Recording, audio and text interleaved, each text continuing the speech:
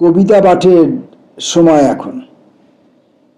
আমরা কবিতা পাঠের মধ্যে ছিলাম, আমরা কবিতা পাঠের মধ্যে আছি এবং আমরা কবিতা পাঠের মধ্যে থাকব যতদিন থাকব। পড়ছিলাম কবি শক্তি চট্টোপাধ্যায়ের কবিতা। কোনো কোনো কবিতা পুনঃপাঠ হচ্ছে, কোনো কোনো কবিতা হয়তো আগে পড়া হয়নি, সেটা পড়ছি। কোনো কোনো কবিতাকে আমি ছুঁতে পারছি, ধরতে পারছি। কোনো কোনো কবিতা আমাকে ছুঁচ্ছে, আমাকে ধরছে। আর কোনো কোনো কবিতা হয়তো ঠিকমতো করে ছুঁতে পারছি না, ধরতে পারছি না, আর ঠিক করে পড়তে পারি না, সে তো আছেই। আজকে কবি শক্তি চট্টোপাধ্যায়ের যে প্রথম কবিতাটি পড়ব, বহুদিন বেদনায় বহুদিন অন্ধকারে। বহুদিন বেদনায় বহুদিন অন্ধকারে হয় হৃদয়ের উদ্ঘাটন। সে সময়ে পর্দা সরে যায় প্রাচী দিগন্তের দিকে। যে সময়ে মেহগিনি খাট ডুবে যায় মেঘে মেঘে, যে সময়ে মনোহর প্রত্যাভিবাদন নিয়ে ধান খেতে নেমে আসে চাঁদ। অন্ধকারে অবহেলা, অন্ধকার বড় বেদনার। যে সময়ে হৃদয়েরই উদ্ঘাটন ভাসে মুখবাদা ঈগল বকের ঝাঁক একই দলে। হলুদ পাতায় ভরে যায় নন্দীদের বটতলা। সে সময় তোমাদের বাড়ির কাউকে দেখা গেল, এমনকি অতি চেনা রোমশ বিড়াল। সিঁদুরের ফোঁটা তার কপালে দিতা মেকে। তবে তোমরা সকলে মিলে বুঝে নিতে সময় সংকেত, সেই লোকটির হাতে এ ফোঁটা পরানো হয়েছিল। অতি আদরের পথে গলির বারান্দা ভালোবেসে শেষবার সেই লোক কাহাদের বিড়ালেরই সাথে করিয়াছে মুখোমুখি দেখা। অবহেলা তোমাদের, অবহেলা তাহার তো নয়। অমর নারীর মতো তোমরা করিতে পারো খেলা, তাহাদের সে সময় আছে? এই তো সেদিন আমরা আমাদেরই জন্মদিনে করেছি গ্রহণ বয়সের পরচুলা। বয়স তো কারো একা নয়, বয়স দাঁড়িয়ে থাকে কোনো মাঠে স্কেল কাঠি হয়ে। মানুষ মাপিতে যায়, মানুষই মাপিতে যায়। বালকেরা হাসে, 5 ফুট 3 ইঞ্চি হয়ে যায় মনোরমা কাপ নির্বাচন। বহুদিন বেদনায় বহুদিন অন্ধকারে হয় হৃদয়ের উদ্ঘাটন। সে সময়ে পর্দা সরে যায় প্রাচী দিগন্তের দিকে।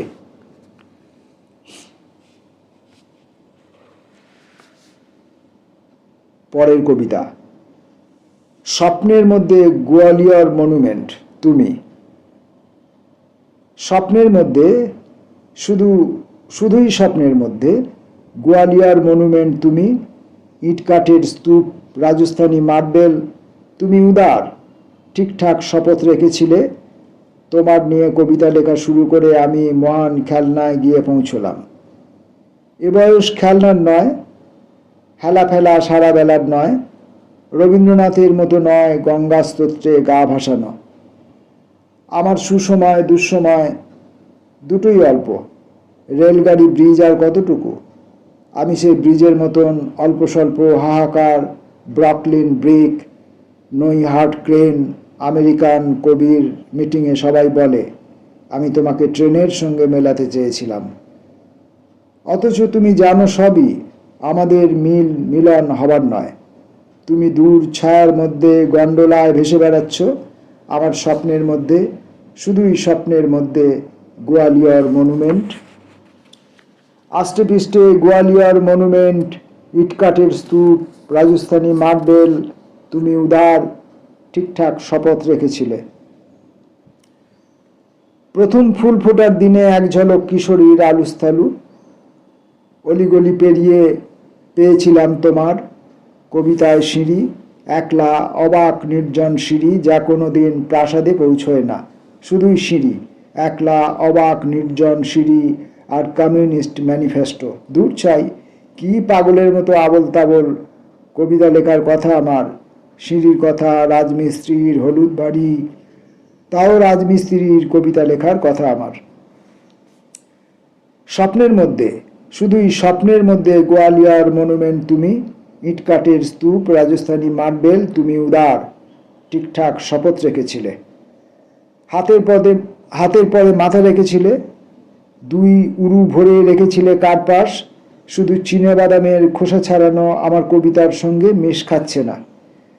এয়ার কন্ডিশনিংয়ের ক্ষেত্রেও বাদামের খোসা নিষিদ্ধ, চুম্বন নিষিদ্ধ, তাম্রকূট আইন করে বন্ধ করা। দূর চাই, কবিতার কাছে যত কথা জড়ো করছি ততই ছড়িয়ে পড়ছে। তোমার আমার মনের স্বপ্নের স্বাদের মতন বাতাস নেই, গাব ভ্যারেন্ডার পাতা নড়ছে না, জোয়ারের জল তবু ছড়িয়ে পড়ছে, শুধুই ছড়িয়ে পড়ছে।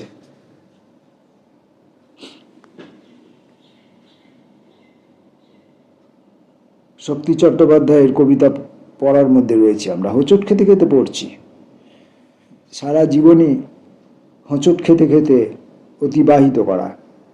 তাই যে পরিচিত তাতেও হোঁচট, যে অপরিচিত তাতেও হোঁচট, যে অপরিচিত তাতেও হোঁচট, যে পরিচিত তাতেও হোঁচট। হোঁচট সর্বস্ব। পড়ব সেই বিখ্যাত কবিতাটি, যা শক্তি চাটুর্যের কবিতা পড়েছেন অথচ এই কবিতাটি পড়েননি এমন মানুষ হয়তো পাওয়া যাবে না। সেই কবিতাটি, হেমন্তের অরণ্যে আমি পোস্টম্যান। হেমন্তের অরণ্যে আমি পোস্টম্যান ঘুরতে দেখেছি অনেক। তাদের হলুদ ঝুলি ভরে গিয়েছিল ঘাসে আবিল ভেড়ার পেটের মতন।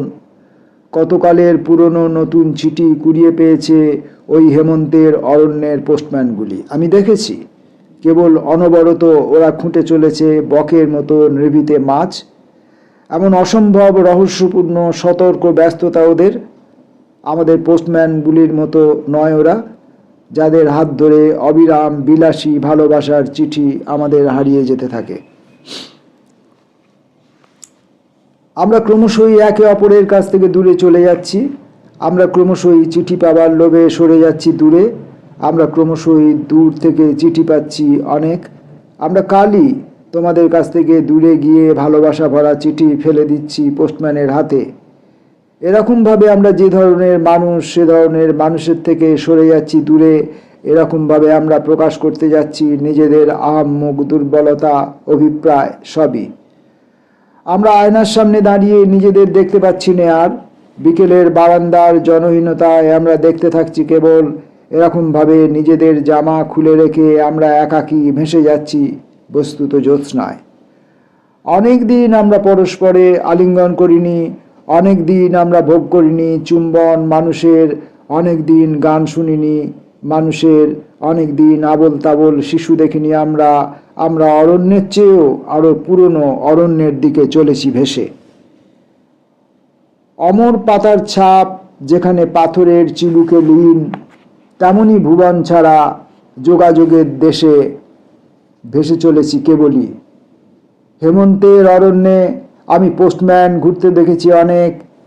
তাদের হলুদ ঝুলি ভরে গিয়েছে ঘাসে আবিল ভেড়ার পেটের মতন।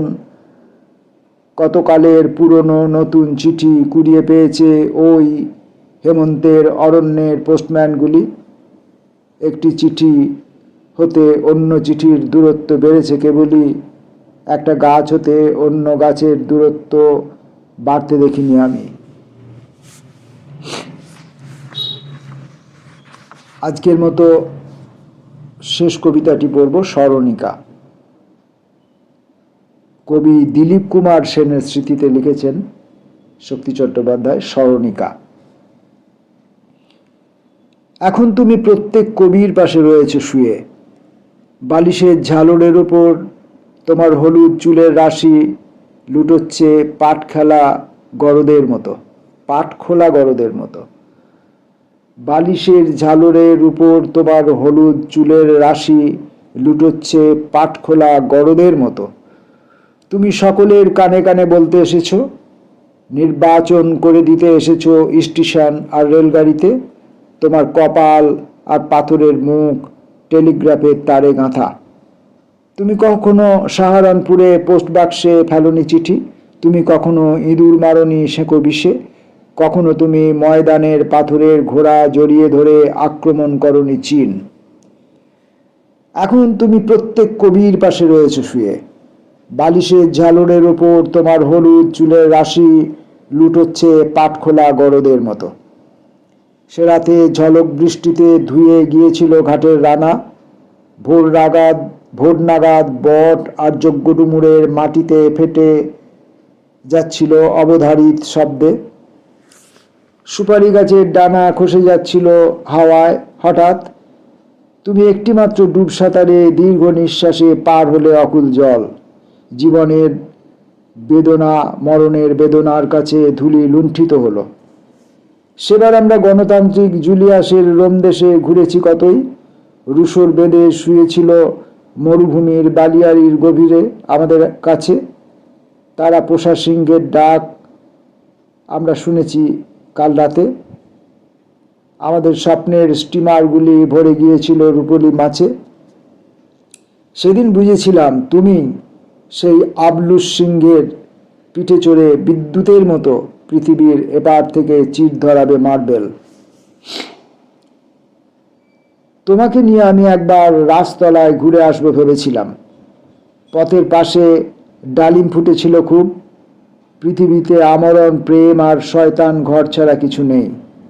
তোমার কবিতার ভিতরে অমানসিক পরিশ্রম ছিল, অথচ লুডোর ছকে এককালে ছক্কা ফেলেছিলে। এখন তুমি প্রত্যেক কবির পাশে শুয়ে বালিশের ঝালরের উপর তোমার হলুদ চুলের রাশি লুটোচ্ছে পাটখোলা গরদের মতো।